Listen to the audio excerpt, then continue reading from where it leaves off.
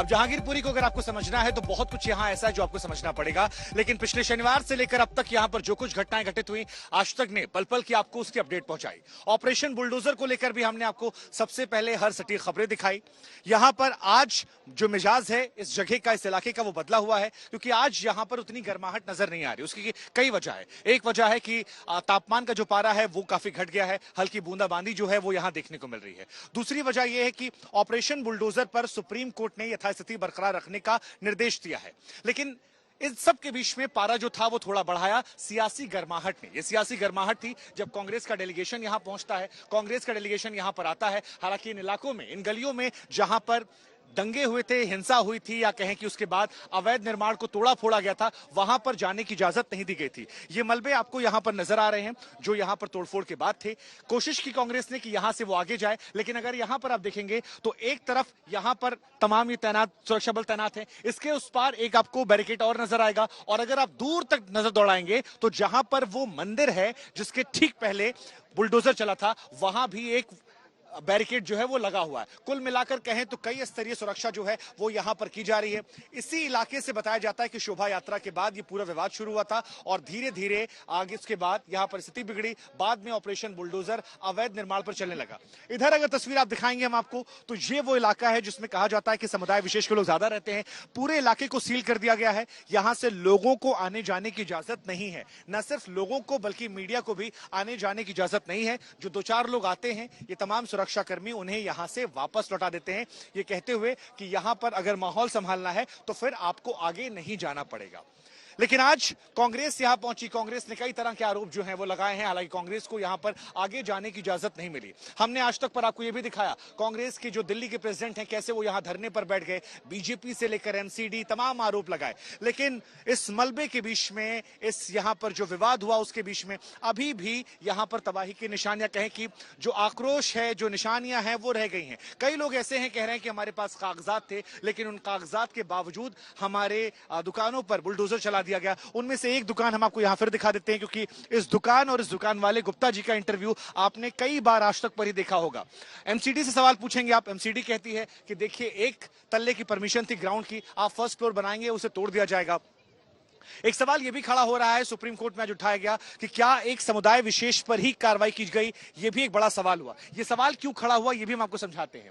यह रोड आप बार बार देख रहे हैं, और इस रोड, ये सीधी रोड देखिए, इस रोड से जब आप इस चौराहे की तरफ आएंगे तो यहां पर अगर आप मेरी तरफ पैन करेंगे तो आपको नजर आएगा कि यहां पर दो एल नजर आते हैं। एक एल जो है वो ये नजर आता है, यानी ये एल, और दूसरा एल जो है वो दूसरी तरफ चला जाता है, और इस तरफ ही कार्रवाई की गई है। लेकिन हमने जो शुरुआत की थी वो जहांगीरपुरी फाइल्स को लेकर बात की थी, क्योंकि अगर आपको इस पूरे घटनाक्रम को समझना है, इस हिंसा को समझना है, तो आपको इस जगह के जहांगीरपुरी में जहां हम मौजूद हैं, इसके इतिहास को, इसके भूगोल को और इससे जुड़ी हुई बातों को समझना। आपको यह भी समझना है किसने यहां पर लोगों को बसवाया, कैसे यहां पर बड़ी संख्या में लोग आए, और उनके आने की जिक्र क्यों बार बार खबरों में किया जा रहा है। तो जरा देखिए हमारी ये पहली रिपोर्ट जहांगीरपुरी फाइल्स को लेकर, क्योंकि बिना इतिहास, भूगोल या बिना इस इलाके की जो बाकी पटकथाएं हैं उनको समझे हुए आप इस इलाके में जो कुछ हो रहा है उसे बारीकी से समझ नहीं सकते हैं। तो इसे समझने के लिए ये पहली रिपोर्ट।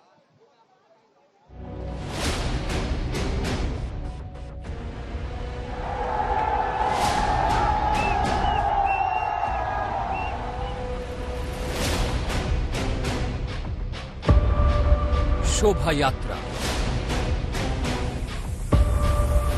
हथियारों का प्रदर्शन, जुलूस पर पथराव, हंगामे में गोलीबारी, आरोपियों की गिरफ्तारी, एमसीडी का बुलडोजर, बर्बादी की तस्वीरें, एक्शन पर कोर्ट का रिएक्शन। जहांगीरपुरी फाइल्स।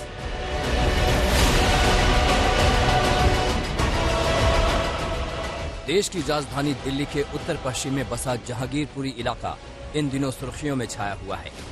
हनुमान जयंती के मौके पर निकली शोभा यात्रा के दौरान हुई सांप्रदायिक हिंसा ने दिल्ली के इस इलाके को दुनिया भर में चर्चा में ला दिया है।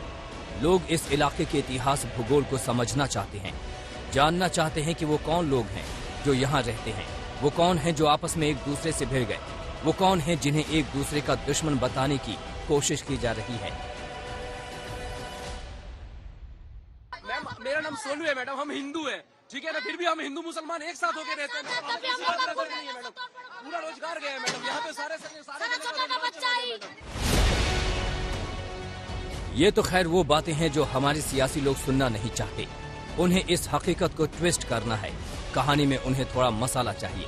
अगर हिंदू मुसलमान मिलजुल कर रहने लगे तो उसकी सियासत का क्या होगा? इसलिए जरूरी है कि हिंदू मुसलमानों से दूर रहें और मुसलमान हिंदुओं से दूर रहें। दोनों धर्मों पर खतरा मंडराता रहना चाहिए, वरना इन सब बातों को छोड़कर देश कहीं तरक्की न कर ले, देश पढ़ लिख न जाए, रोजगार पर न लग जाए। अगर ऐसा हुआ तो उनके लिए शोभा यात्रा में नंगी तलवार कौन लटकाएगा? कौन उस शोभा यात्रा पर पत्थर चलाएगा? कौन मस्जिद के मीनारों पर भगवा लहराएगा? कौन राम के भक्तों का रास्ता रोकेगा? ये सब चलता रहना चाहिए, तभी सियासत जिंदा रहेगी। खैर, मौजू पर आते हैं, और मौजू जहांगीरपुरी है। वो जहांगीरपुरी जिसके बारे में मीडिया में तरह तरह के दावे किए जा रहे हैं।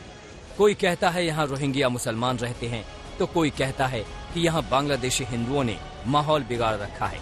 मगर सवाल ये कि अगर ये विदेशी घुसपैठिए हैं तो ये यहाँ हैं कैसे? कौन इन्हें लाया? किसने इन्हें यहाँ बसाया? हाँ, एक बात ये भी सच है कि दिल्ली के उत्तर पश्चिम में बसा जहांगीरपुरी ही वो इलाका है जहाँ लंबे वक्त से प्रवासी रहते आ रहे हैं। दिल्ली वाले इसे प्रवासियों का डेरा भी कहते हैं। अगर आप इस इलाके को देखेंगे तो आप पाएंगे कि जहांगीरपुरी की बसाहट ठीक वैसी ही है जैसी प्रवासी कॉलोनियों की होती है। तंग गलियां, बेतरतीब मकान, सड़कों पर गंदगी का अंबार और जरूरी सुविधाओं से जूझती आबादी। दिल्ली का ये वो इलाका है जिसकी चर्चा शायद ही कभी होती हो।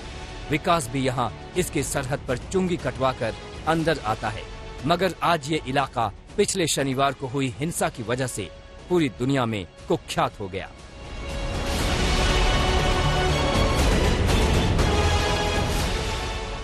ज्यादातर इस इलाके में लोगों में बिहार, यूपी, पश्चिम बंगाल और राजस्थान के हैं। ये तमाम लोग अलग अलग धर्मों, संप्रदाय और जाति के हैं। हाँ, इनमें बस एक चीज कॉमन है, गरीबी। सरकार की मेहरबानी से बसे ये लोग साथ रहते हैं क्योंकि इनके पास अपने मकान की लोकेशन का चुनाव करने का विकल्प नहीं था। बेतरतीब और छोटे छोटे मकानों की वजह से ये दिल्ली का सबसे घनी आबादी वाला इलाका है, जहाँ ज्यादातर प्रवासी मजदूर, फैक्ट्रियों में काम करने वाले लेबर और कचरा बीनने वाले मजदूरों की तादाद है। सियासत इन लोगों का अपनी अपनी तरह से इस्तेमाल करती रही है, लेकिन पिछले कुछ सालों में जिस तरह राजधानी की राजनीति बदली है उसने सियासत में भूचाल ला दिया है। लिहाजा अब दिल्ली में दबदबे के लिए रण छिड़ा हुआ है। शनिवार को शोभा यात्रा के दौरान जो नंगी तलवारें लहराई गईं और उस जुलूस पर जिस तरह पत्थर बरसाए गए, ये उसी रण की रणनीति है। आज तक ब्यूरो।